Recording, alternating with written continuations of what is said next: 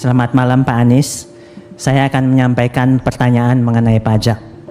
Seperti kita ketahui, tax ratio Indonesia dari tahun ke tahun mengalami peningkatan. Tapi kalau kita bandingkan dengan negara lain, tax ratio Indonesia masih rendah, di kisaran 10%. Saat ini, jumlah wajib pajak baru belum mengalami peningkatan secara signifikan. Dan di sisi lain, wajib pajak existing juga belum optimal memenuhi kewajiban pajaknya. Fakta di lapangan menunjukkan pelaku usaha yang taat pajak harus bersaing dengan pelaku usaha yang tidak taat pajak. Dan akibatnya, kos yang dipikul pelaku usaha yang taat pajak jadi lebih tinggi dibandingkan dengan pelaku usaha yang tidak taat pajak. Pertanyaannya adalah, bagaimana strategi Bapak untuk meningkatkan tax ratio dengan ekstensifikasi melalui penambahan jumlah wajib pajak baru, maupun dengan intensifikasi melalui optimalisasi penerimaan pajak bagi wajib pajak yang tidak taat pajak, sehingga tercapai persaingan usaha yang sehat? Mohon Bapak dapat menjawab pertanyaan tersebut. Terima kasih. Seperti yang diketahui, pemerintah memastikan kenaikan PPN jadi 12% resmi berlaku mulai 1 Januari 2025 mendatang. Dari penerapan kebijakan ini, pemerintah berdalih kenaikan dilakukan demi melaksanakan amanat Undang-Undang Nomor 7 Tahun 2024 tentang harmonisasi peraturan perpajakan (UU HPP). Rencana kenaikan itu pun memantik reaksi keras dari sejumlah kalangan. Meskipun itu sudah menjadi amanat undang-undang, mereka memandang bahwa kenaikan berpotensi mencekik masyarakat yang sekarang ini tengah tercekik daya belinya. Atas polemik yang terjadi akibat pemerintah akan menaikkan PPN. Jadi 12% tersebut, alangkah baik jika mendengarkan kembali ide dari mantan Gubernur Jakarta dan juga mantan calon presiden Anies Rashid Baswedan. Solusi yang ditawarkan Anies Baswedan perihal pajak ini sangat menarik sekali dan bisa dijadikan rujukan sebenarnya oleh pemerintah saat ini. Ya Pak Anies, yang terjadi itu begini Pak, banyak sekali orang yang sudah bayar pajak taat, ditagih lagi. Tetapi banyak yang belum bayar pajak sama sekali nggak bayar, tapi dia bisa kompetitif. Nah ini persaingan yang dihadapi oleh para pengusaha. Silakan Pak untuk menjawabnya. Ya, makasih Pak Sidi. Ini kelihatannya masalah pajak ini masalah semua orang ya. Kalau dengar pajak itu gimana sih rasanya gitu? Iya, ini satu sisi kita memang sadar bahwa ini membutuhkan. Ya, di sisi lain harus ada reform yang agak serius nih. Jadi kami memandang begini Mas kalian, bahwa kami menginginkan perekonomian yang tumbuh besar, negara mendapatkan pendapatan salah satunya adalah dari pajak, dari sumber daya alam, dan bukan dari kegiatan usaha negara. Nah, karena itulah pajak ini menjadi penting untuk dilakukan reform supaya kita dapat pendapatan yang cukup. Nah, tax ratio kita yang kita harapkan saat ini 10,4%. Kita berharap bisa di tahun 2029 itu mencapai angka 13-16% angka tax ratio kita. Saya rasa ini lebih realistis daripada yang dibahas di debat kemarin gitu. Kan ikut ya debat kemarin. Ini kita coba angka yang realistis nih. Kemudian kita punya beberapa rencana. Pertama adalah tentang perbaikan kelembagaan keuangan negara. Jadi kita melihat perlu dibentuk badan penerimaan negara yang berada di bawah presiden langsung. Yang ini terpisah dari kegiatan treasurer. Nah, ini dua hal yang berbeda. Treasury itu dikelola tersendiri, kemudian di sini penerimaan itu tersendiri. Ini satu hal. Anies Baswedan mengutarakan saat ini tax ratio berada di angka 10,4%. Dia berharap pada tahun 2029 bisa mencapai angka 13% sampai 16%. Selain itu, Anies juga akan membentuk badan penerimaan pajak di bawah presiden serta modernisasi sistem digital untuk mengurangi kong-kali-kong di bidang perpajakan. Solusi lain mengatasi perpajakan, Anies mengatakan perlu melakukan kadaster fiskal atau melakukan sensus ulang pajak. Kata Anies, dengan melakukan sensus pajak secara berkala, maka akan bisa menambah jumlah wajib pajak, sekaligus menggali objek pajak yang selama ini belum diperbaharui. Kemudian yang kedua adalah modernisasi sistem digitalnya. Dan ini sudah harus dikerjakan.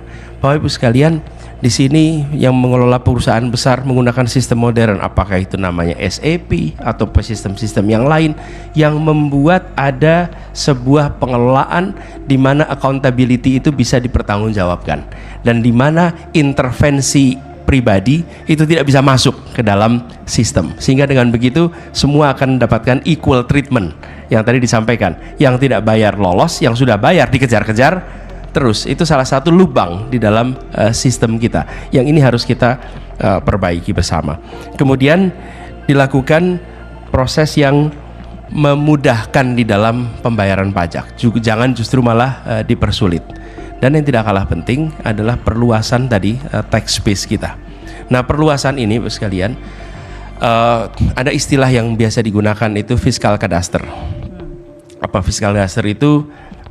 Melakukan semacam sensus ulang. Dan sensus ulang ini ketika dikerjakan akan membuat kita bisa mengidentifikasi objek-objek pajak yang terlewat. Nah, tapi itu dilakukan biasanya fiskal kadaster itu yang enggan melakukan adalah justru yang dari dalam badan pajak itu sendiri. Karena dengan melakukan fiskal kadaster itu maka akan ketahuan mana yang sesungguhnya terlewat, mana yang sesungguhnya terlewat dan jadi rente di situ.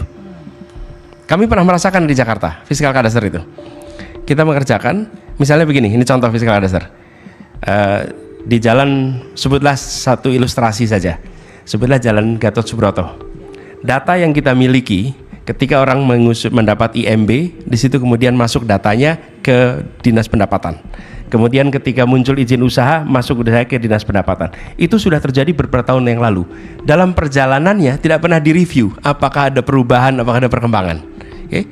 Nah, ketika dilakukan fiskal kadaster, maka petugas itu akan berjalan menyusur jalan Gatot Subroto, melihat semua objek pajak dan siapa saja yang ada dalam situ dan kegiatannya apa.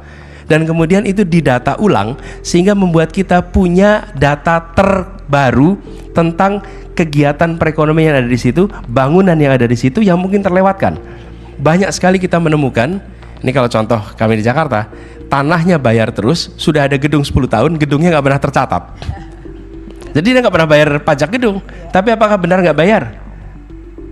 Sebetulnya ada pemeriksaan, tapi disitulah kenapa fiskal kadaster itu tidak diinginkan. Begitu masuk, maka tidak bisa lagi ada hengki-pengki di situ.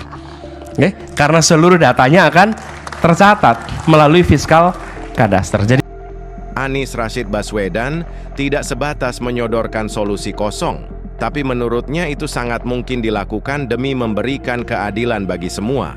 Dan terbukti, apa yang dikatakan Anies terkait keadilan di bidang perpajakan ini sebenarnya sudah ia terapkan ketika menjabat sebagai gubernur di Jakarta. Di samping itu, keberpihakan Anies kepada rakyat, khususnya kepada mereka yang punya jasa besar dalam membangun negeri dan mencerdaskan generasi anak bangsa pun dibebaskan dari pajak. Bahwa pembebasan PBB itu diteruskan. Bahkan kita perluas, bukan hanya bebas PBB bagi rumah yang nilainya di bawah 1 miliar, tetapi bagi orang-orang yang berjasa bagi bangsa dan negara. Di ibu kota ini cukup banyak mereka itu. Siapa saja? Mereka adalah para pahlawan nasional, para veteran, para perintis kemerdekaan, dan penerima bintang jasa pengabdian dari Presiden. Mereka sampai dengan anak cucunya 3 generasi selama masih menggunakan rumah dari orang tua mereka, maka mereka tidak dikenakan PBB, dan selama rumahnya tidak dipakai untuk kegiatan komersial tapi dipakai untuk kehidupannya, maka itu dibebaskan. Ini bagian dari ucapan terima kasih kami kepada mereka, pada keluarga ini yang sudah mengabdi untuk bangsa dan negara. Tanpa perjuangan mereka, kita tidak merasakan kemerdekaan seperti sekarang ini. Karena itu kita berikan apresiasi yang sebesar-besarnya, dan salah satunya adalah dengan pembebasan PBB. Yang kedua adalah bagi kelompok yang sudah mengabdi untuk bangsa dan negara, yang sudah mendharma baktikan waktunya. Siapa mereka?